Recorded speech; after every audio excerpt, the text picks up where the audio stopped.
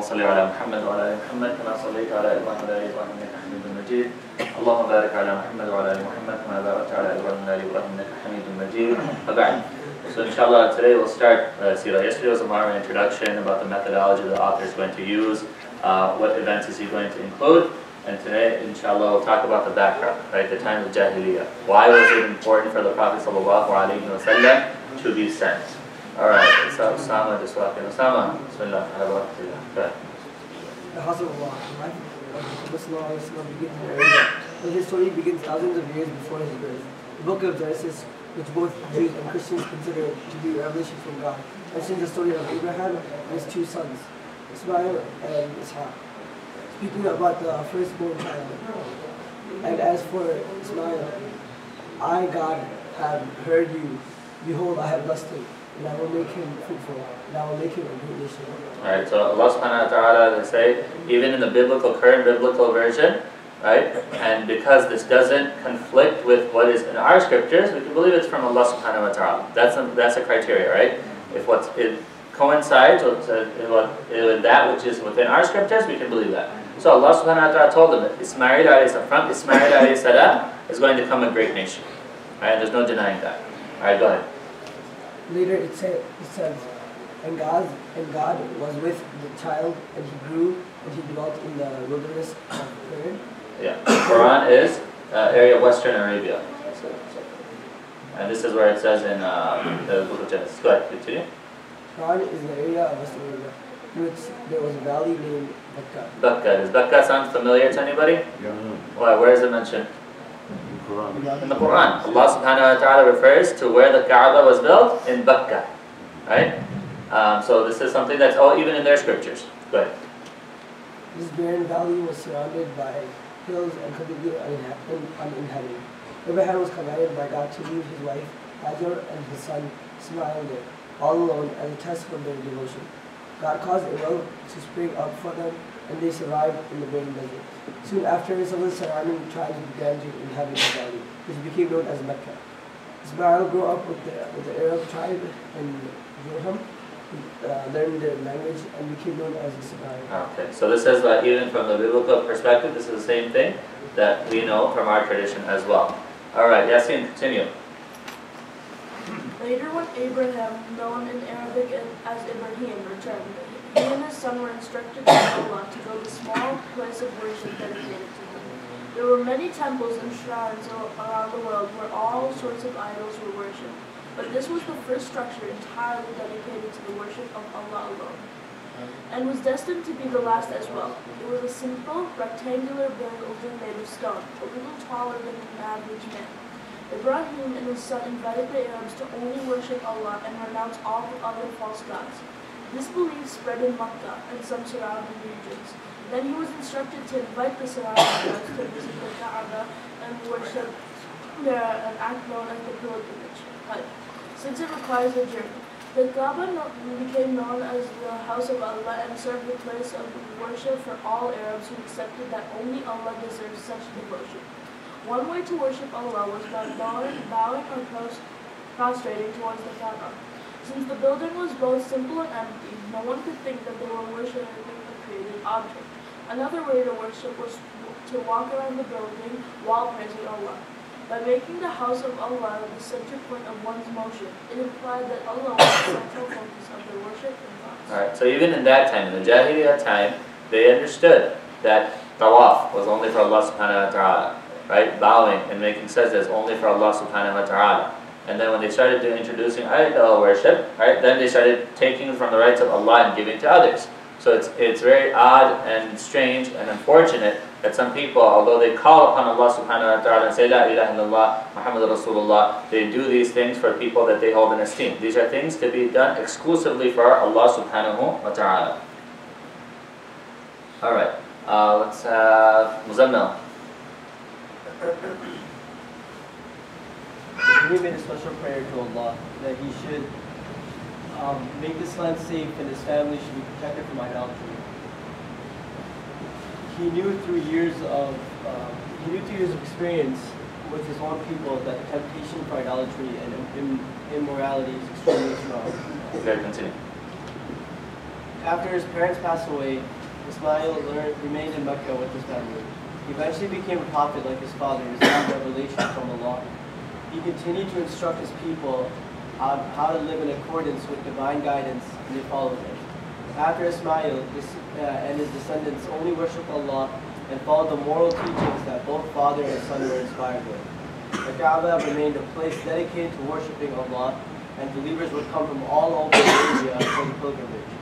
Mecca became the spiritual capital of monotheism. Alright, so this is how it was, this is how it started, and you know what happened after that. And one thing I just want to highlight here is no one should ever feel safe from shirk. Right? Allah subhanahu wa ta'ala, He mentioned that Ibrahim alayhi salam said, وَاجْنِبْنِي وَبَنِي أَن نَعْبُدَ الْأَصْنَامِ, that protect me and my children from worshipping idols. And this is the prophet of Allah subhanahu wa ta'ala, Ibrahim alayhi salam. And his children are also prophets of Allah subhanahu wa ta'ala, Ismail and Ishaq. But still they made dua to Allah subhanahu wa ta'ala to protect them from shirk. And we ask Allah subhanahu wa ta'ala to protect us from all types of shirk, that which is apparent and that which is hidden, that which is apparent. And also, he also made dua for them. رَبِّ اجْعَلْنِي مُقِيمَ الصَّلَاةِ وَمِنْ ذُرِّيَّتِي رَبَّنَا تَقَبَّلْ دُعَاء. Another thing we need to always constantly make dua to Allah subhanahu wa ta'ala for is consistency in establishing salah for ourselves and for our children. Because this is something that none of us should take for granted. Alhamdulillah, the fact that we're praying now does not mean that 5 years from now we'll be praying, and vice versa, right? So we should always make dua to Allah subhanahu wa ta'ala for these things. Alright, the age of ignorance. Let's have Muhammad Saeed.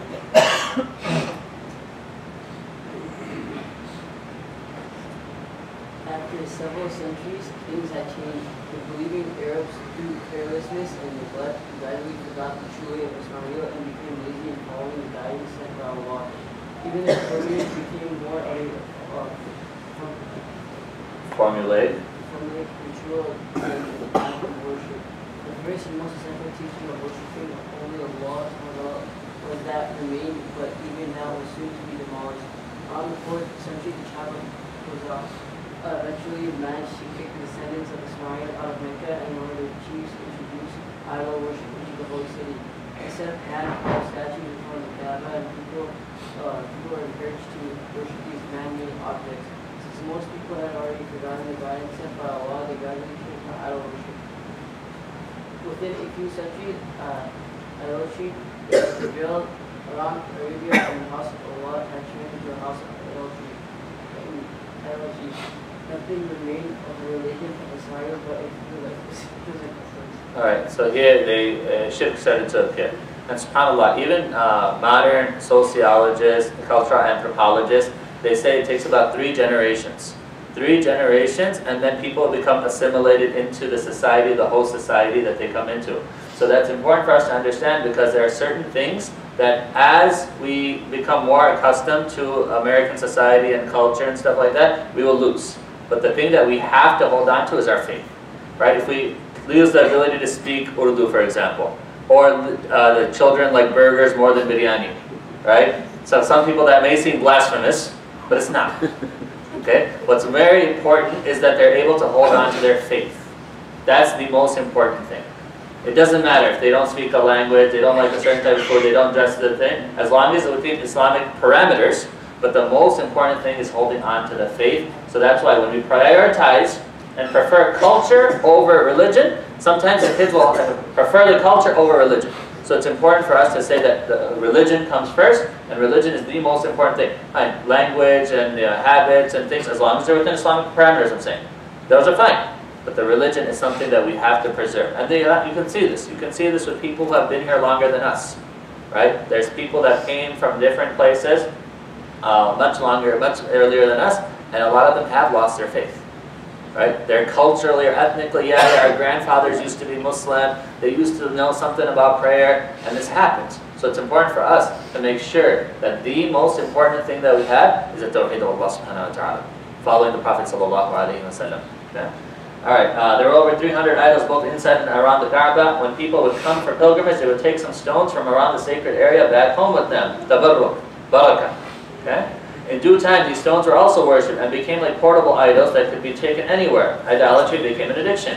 One man couldn't find a rock to worship, piled together some dirt, poured some milk over it, and began to walk around the heap of mud in the same way pilgrims would walk around the Kaaba to worship Allah, doing tawaf. Another equally creative man was once traveling through the desert and forgot to bring his idol along. He had some dates with him, so he fashioned an idol out of the dates and began to worship the fruit statue.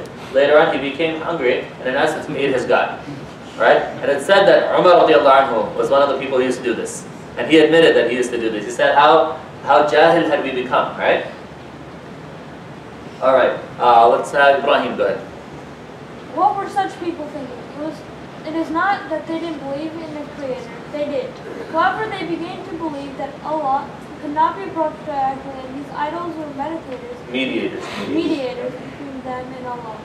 They would bow their heads down before these idols in worship, and ask them to fulfill their wishes and protect them from danger. In order to please these statues, these statues, they'd even slaughter animals, dedicate them to sacrifice them. Many even believe that the statues carved with their own hands could actually possess some type of special powers. Idolatry. It became an organized religion with the invention of certain religious customs. It was declared that certain crop and animals must be dedicated for the idol. No one was allowed to eat them, and people donated generously. Another innovative custom was that any sheep or camel that gave birth to 10 female children in a row was deemed a sacred animal that no one was allowed to touch. Yeah, so you see, this is jahiliyyah. This is the ignorance that people. That's why Allah subhanahu wa ta'ala, inshallah we'll read the verse tonight, مَا نَعْبُدُهُمْ إِلَّا لِيُقَرِّبُونَ إِلَى اللَّهِ زُلْفَى. That we didn't worship them except that they take us closer to Allah subhanahu wa ta'ala. Right? Another ayah, Allah subhanahu wa ta'ala says that these gods that you worship, you and your forefathers, you made them up. Right? مَا أَنزَلَ اللَّهُ بِهَا مِن سُلْطَانٍ. Allah did not reveal anything in regards to this. These are things that you have made up. You have made up this religion. That's why Surah Al-An'am talks a lot about this separation of sacrifices and who can eat what. And this is all just a thing to take people away from Allah subhanahu wa ta'ala. And the scary fact is that they think that they're getting rewarded for doing this. Okay, and we ask Allah subhanahu wa ta'ala to protect us. Alright, let's have Mudassir. There are other Arabs who didn't believe in Allah at all. Some were pure materialists who only believed time eventually destroys everything. Others worshipped the sun, the moon, or certain stars and planets. Most of the idol worshippers had little or no concept of an afterlife. The masses believed in all sorts of superstitions. While performing the pilgrimage instituted by Prophet Ibrahim alayhi salam, some invented the idea that the Meccans who want to enter their houses must do so through the back door to avoid misfortune. Many people believe that the soul of a murdered victim floats around in the form of an owl until it is avenged. Fortune tellers and astrologers were regularly sought for advice and for luck. Featherless arrows were labeled and cast like dice in order to decide serious matters, like whether to travel to a certain place, to marry a particular person, or even to wage war. These arrows, which were casted in the name of a certain idol, had been used to determine who a child belonged to in the same adultery. In the case of adultery. Okay, right? So these are things like astrology became very prevalent. Islam is those featherless arrows. Do it, don't do it. All these things, right? It's important for us to reflect on this because a lot of these things are very, very common and prevalent in society even today. Right? You can call this person, he'll tell you what your stars are and what's going on in your life, all this nonsense, right? And this is something the Prophet ﷺ came to abolish and to get rid of, but people go back to Jahiliyyah. Right? And that's why Imam Malik rahimahullah said something very, very profound. He said, nothing will rectify the last of this ummah except for that which rectified the first of this ummah. Right? So the problems that we're facing towards the end of the ummah, and we see all these things happening. Superstitions, crazy. Every culture has their own superstitions. People think like sometimes Western society is so advanced that they don't have superstitions. That's not true. Right? Go to downtown Chicago, ask them why they don't have a 13th floor. There's a term called triskaidekaphobia, fear of the number 13. Right? And people, it's a Western thing, right? The horseshoe and all this type of stuff that even Western culture has. But Islam came to abolish all of this. Because when a person, and we'll talk more about this tonight, and during the Qiyam, but when a person believes in any type of superstition, that's taking away from the rights of Allah subhanahu wa ta'ala.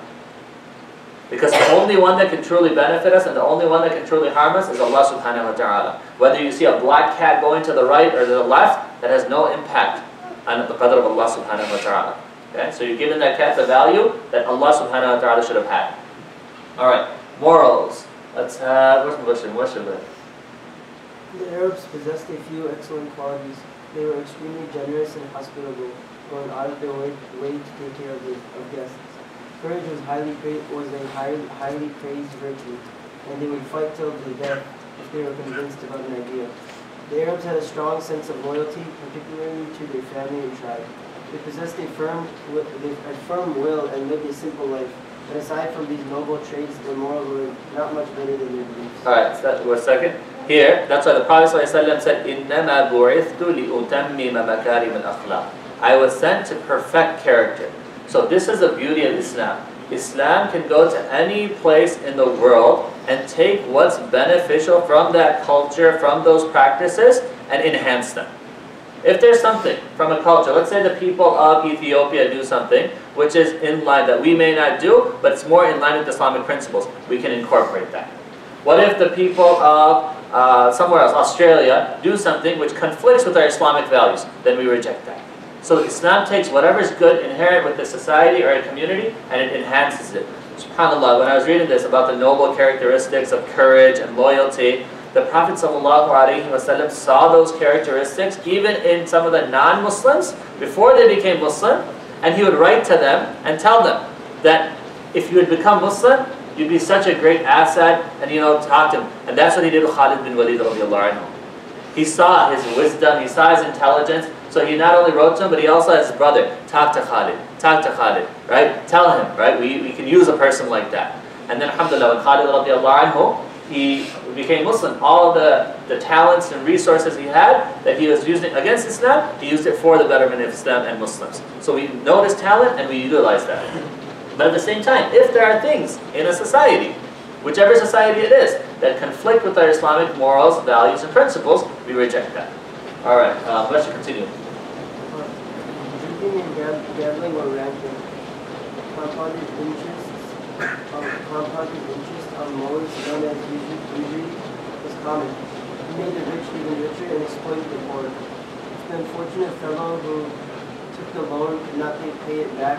The interest would kick in, and now he owed even more. Even if he died, the debt would be transferred on to his family. Yeah, and this is one of the biggest problems that we have in the society as a whole, not even Muslims only, it's in society as a whole, the problem of debt, the problem of student loans. Right? This is something that's crippling people, and I think last time I looked into this a little bit, I think the average American gets out of debt at the age of 60.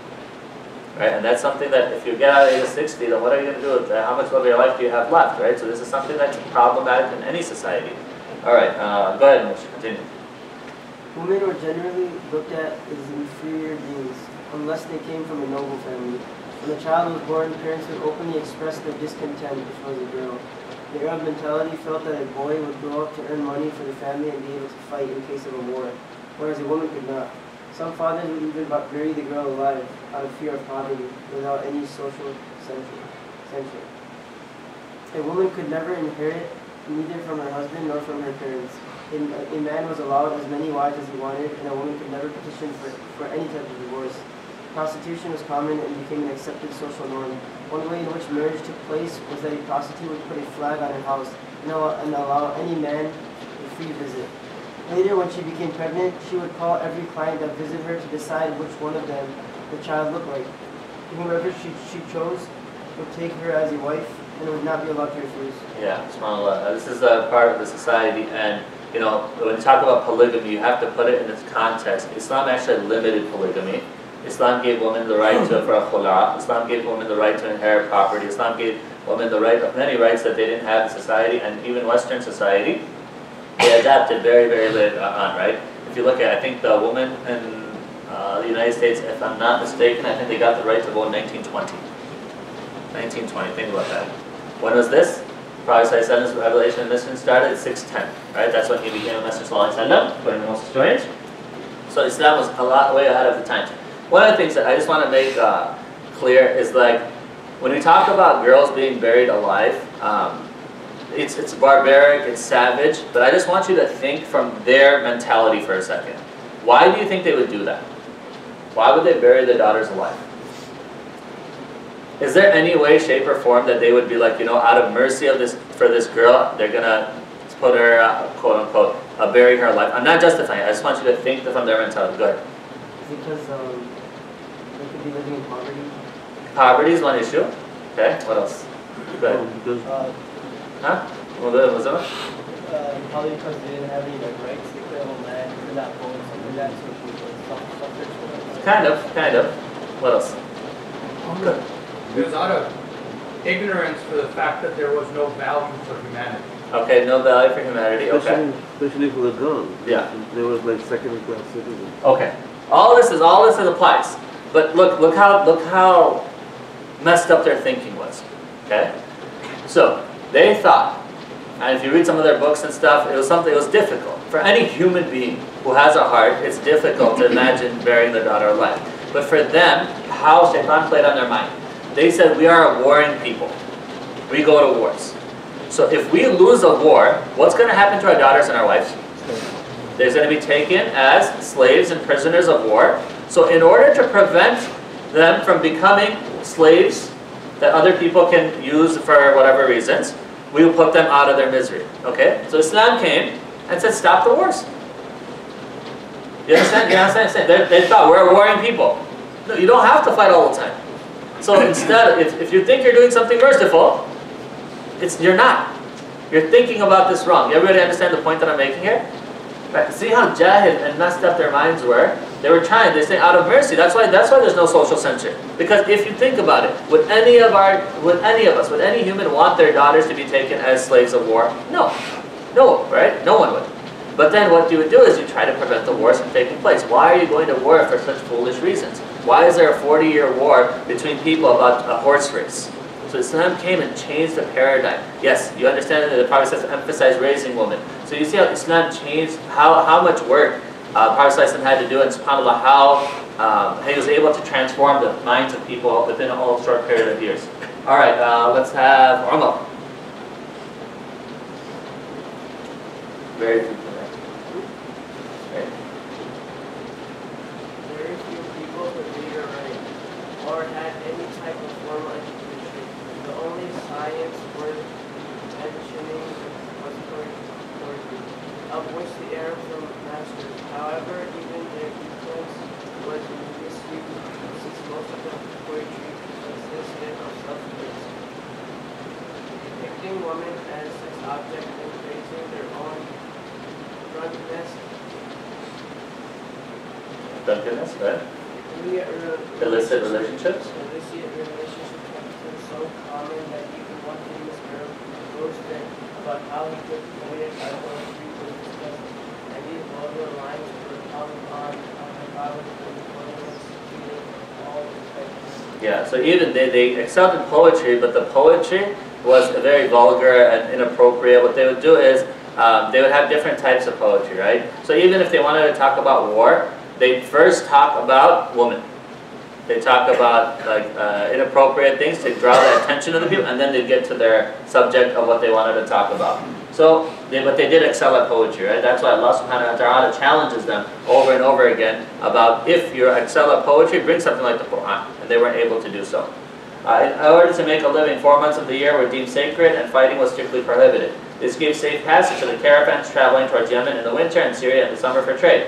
Nonetheless, over a petty issue, tribal wars would be fought for years, with several people slain in the process. Since there was no central government or code of laws, every extended family formed a tribe, composed of several smaller clans, and each tribe existed within their own space. The tribal pride usually overshadowed any sense of justice, since a man was expected to support his own family, even if they were the offending party. It was in the interest of every clan and tribe to make as many alliances as possible in order to survive. This period of darkness in Arabia later became known as the Age of Ignorance, since the people were ignorant of any divine guidance from Allah subhanahu wa ta'ala. Alright, let's have Hamza. Alright, so why Islam? The question is why Islam, right?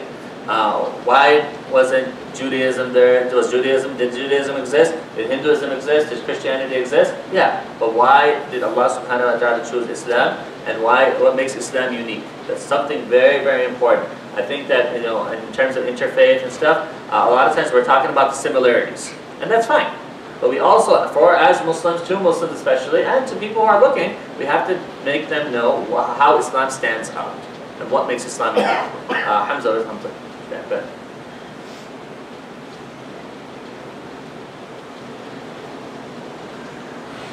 Other religions? Yeah. Other religions. There were some Jewish communities a few hundred miles north of Mecca who had managed to spread Judaism in the southern region of Yemen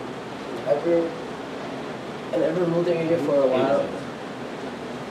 However, when the Jewish king began persecuting the Yemeni Christians, the mighty Abyssinian Empire, based in Ethiopia with the aid of the Romans, managed to oust him from power.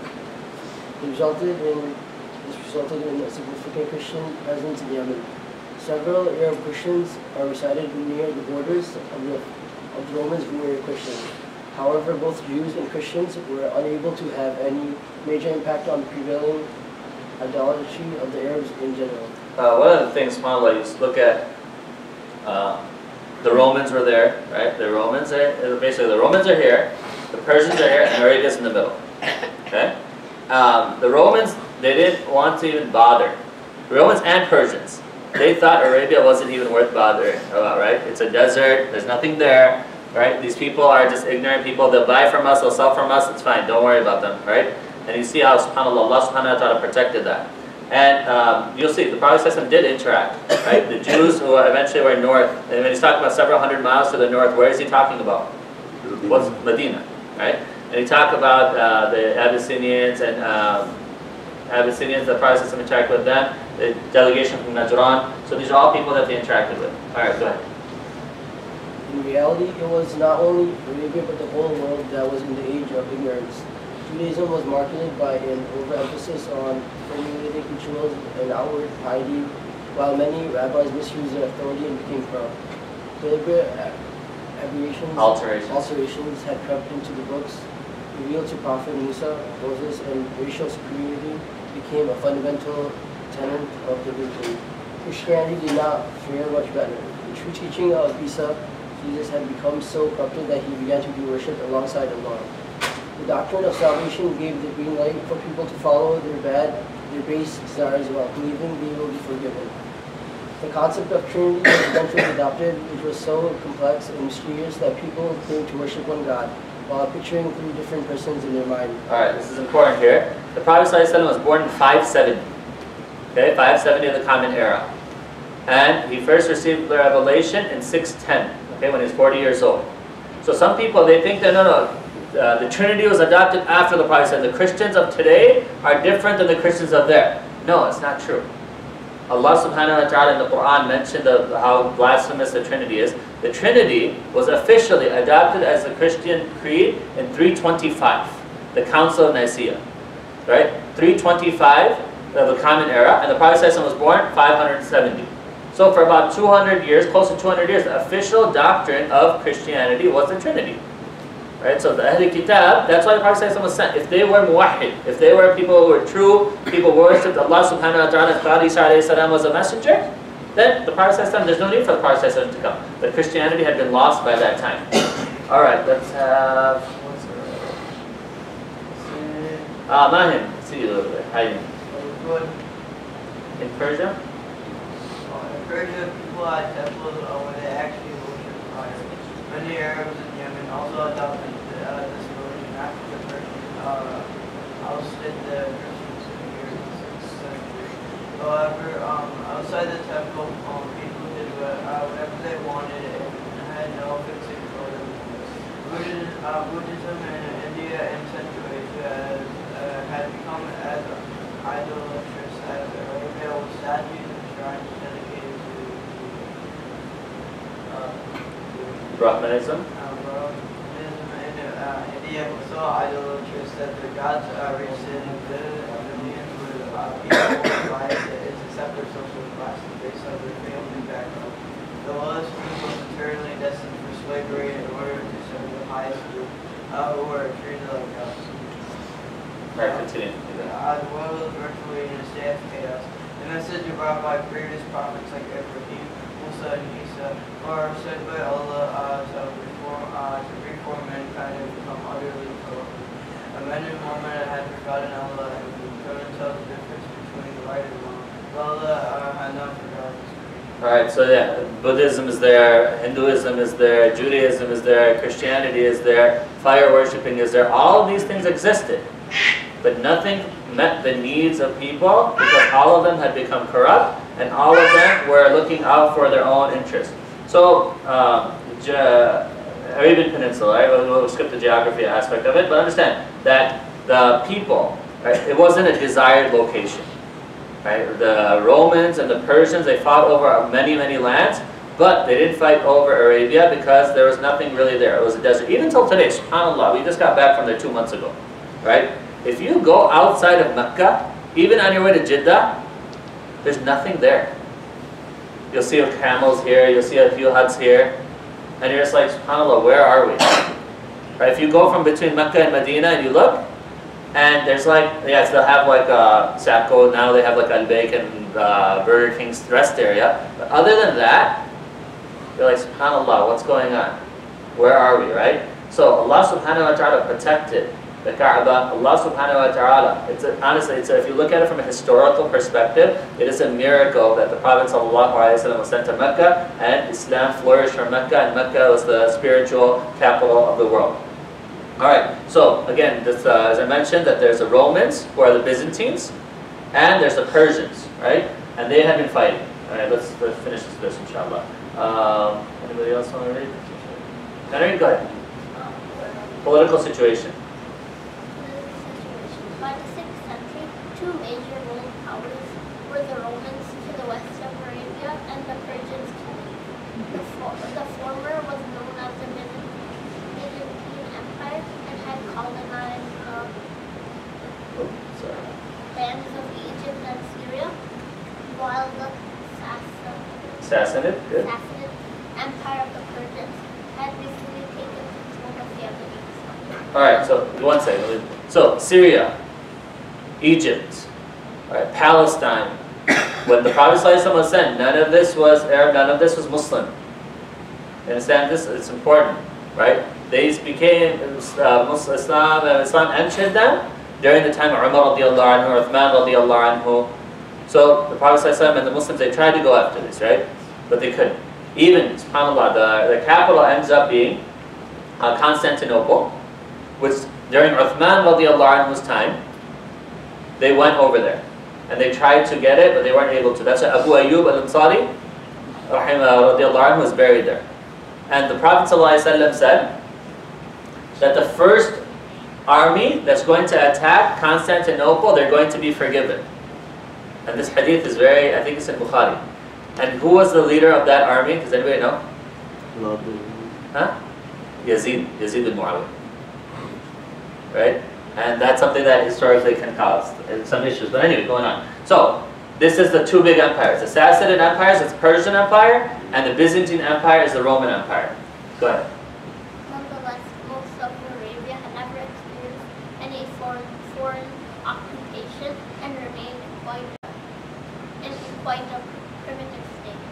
In fact, the primitive nature of the Arabs is revealed in their language, which had to borrow foreign words for such everyday terms associated with civilization, such as coin, lantern, jar, cup, and basin.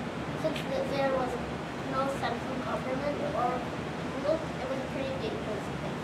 Could there be any good expected to come out of such a primitive and backward area? Yeah, subhanAllah, even if you look at during the time of the Prophet ﷺ, during the time of the Khulafa, they still used a lot of Persian and Roman currency.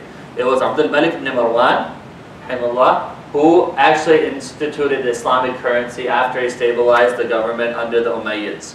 So Islam is something that, all of this stuff, if you look at, the Prophet ﷺ was worried about establishing the faith and establishing how people can practice the faith. A lot of the cultural or civilization aspects, they came after that. Alright, so we'll stop here and then we'll continue tomorrow with the early life of the Prophet ﷺ. Tomorrow, inshallah, the rest of the week, Tuesday, Wednesday, Thursday, Friday, inshallah, we're going to have this after Asr, inshallah. Alright,